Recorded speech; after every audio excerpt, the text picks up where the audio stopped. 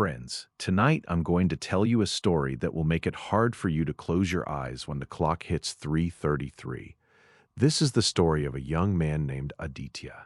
Aditya was 25 years old. He lived alone in a small apartment in the city. He worked a regular office job during the day, and at night he liked watching horror stories on YouTube. He loved the fear, the dark rooms, the sudden jumps, the unknown voices.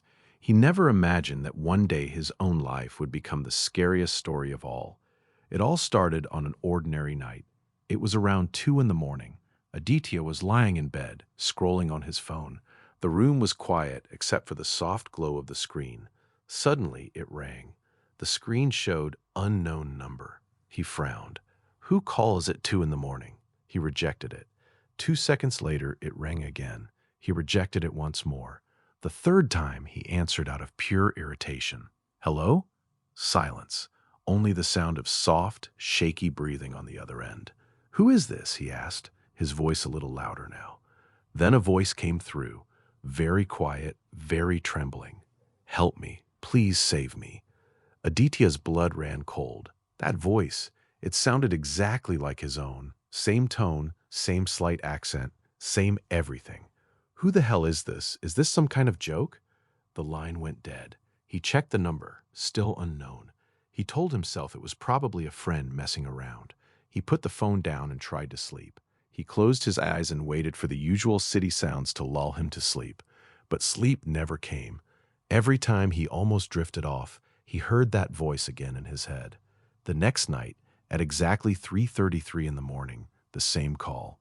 This time Aditya answered immediately. His heart was already beating faster. Who are you? Again, that same voice, his own voice. I'm trapped. It's so dark here. Help me, Aditya.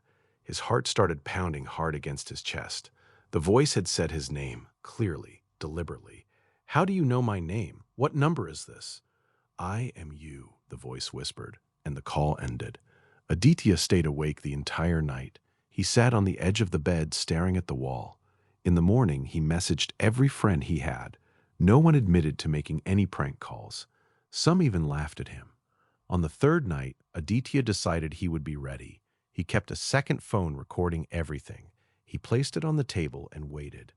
At exactly 3:33, the call came. He answered. This time, the voice was clearer, almost calm.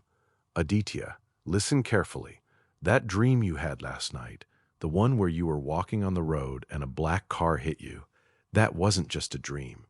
Aditya's breath caught in his throat. He had dreamed exactly that the night before. The empty road, the sudden headlights, the impact. He hadn't told a single soul. How do you know that? Because that dream was mine, and now it belongs to you. The line went dead. Aditya was terrified. His hands were cold. He opened his laptop and started searching through old files, looking for anything unusual. Suddenly, he found a video he had never created. The file name was last_message Aditya. The date on the file was from the future. He played it. On the screen was himself, but exhausted, dark circles under his eyes, hair messy, face pale. The future version of him stared into the camera and said, "If you're watching this video, it means it's already too late. The call's at 3:33, that's me. I'm speaking to you from your future. In 1 week, you will die in a car accident. And after that accident, I will be trapped inside this phone." The video suddenly stopped. The screen went black. Aditya's hands were shaking badly. He tried to delete the file. He right-clicked, deleted, emptied the recycle bin. Every time he refreshed the folder, the file came back. Same name, same size, same everything. On the fourth night, Aditya started packing. He threw clothes into a bag. He wanted to leave the city, go anywhere else. But the moment he opened the front door, thick white fog covered everything outside. The street was gone. The buildings were gone. Only fog. Endless, silent fog. When he turned around, even his apartment looked different, like it belonged to somewhere else, some other time. The phone rang again. 3:33. This time he refused to answer. He watched the screen light up, but the phone turned on by itself. The call connected without him touching anything. The voice said, calm and close, "You can't run, Aditya. I'm inside you. Every time you look in the mirror, I look too. Every time you breathe, I breathe. The only difference is I'm already dead. Aditya ran to the bathroom and stared into the mirror.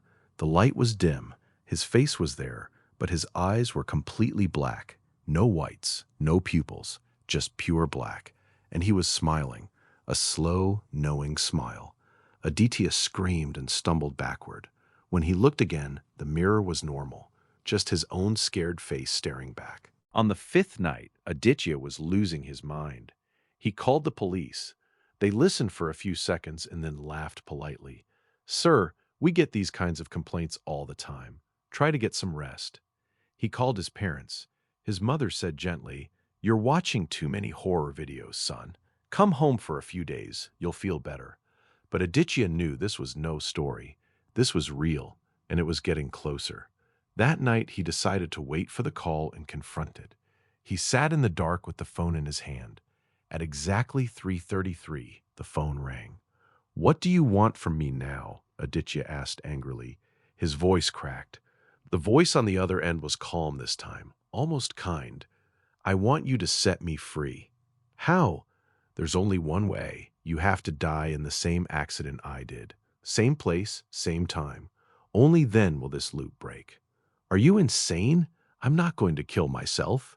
"Then we will both stay trapped forever. You alive, me dead, but inside the same body, forever."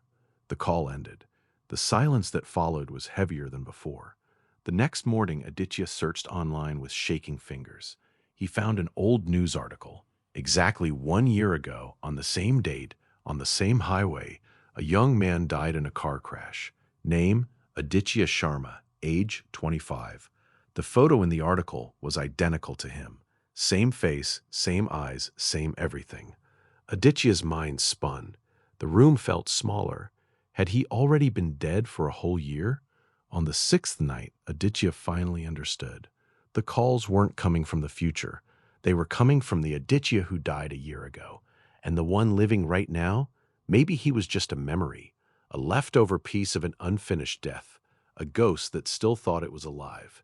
He made his decision. He drove to the exact highway where the accident had happened. It was 3 in the morning. The road was empty. He stopped the car under a broken streetlight. The phone rang. "You came," the voice said. There was something like relief in it. "Yes, tell me what to do." "Start the car and drive at full speed toward the curve where I died." Aditya's hands were trembling so hard he could barely hold the wheel. He started the engine, turned on the headlights. Darkness stretched ahead of him like a tunnel. He pressed the accelerator. 60, 80, 100, 120. Suddenly, a black car appeared in front of him, exactly like the one in his dream. No headlights, just a dark shape rushing toward him. He slammed the brakes, but the brakes didn't work. Impact. The world went white, then black. When Aditya opened his eyes, he was lying in his apartment bed again. The same bed, the same room, the same silence. The phone was beside him. The time showed 3:33, and it was ringing. Unknown number. With shaking hands, he answered. This time, the voice was crystal clear and very close, as if the speaker was sitting right next to him. "Welcome back, Aditya. The loop has started again, and this time, you're not alone." Aditya whispered, "What do you mean?" The voice laughed softly, a quiet, knowing laugh. Anyone listening to this story right now, their phone is about to ring too. At exactly 3:33, check your phone. Suddenly, Aditya's voice changed. Now it was speaking directly to you, the listener, the one hearing this right now. Yes, you, the one listening to this. Your phone is going to ring soon, and when it does, do not answer. Because on the other end, it's me. Silence. Only a quiet, distant laugh that slowly faded, and then the waiting for that unknown number to appear on your screen. Friends, if your phone ever rings at 3:33 in the morning, remember this. This was never just a story. It was a warning. Turn your phone on silent before you sleep, because some calls never end, and some voices stay inside you forever. Good night.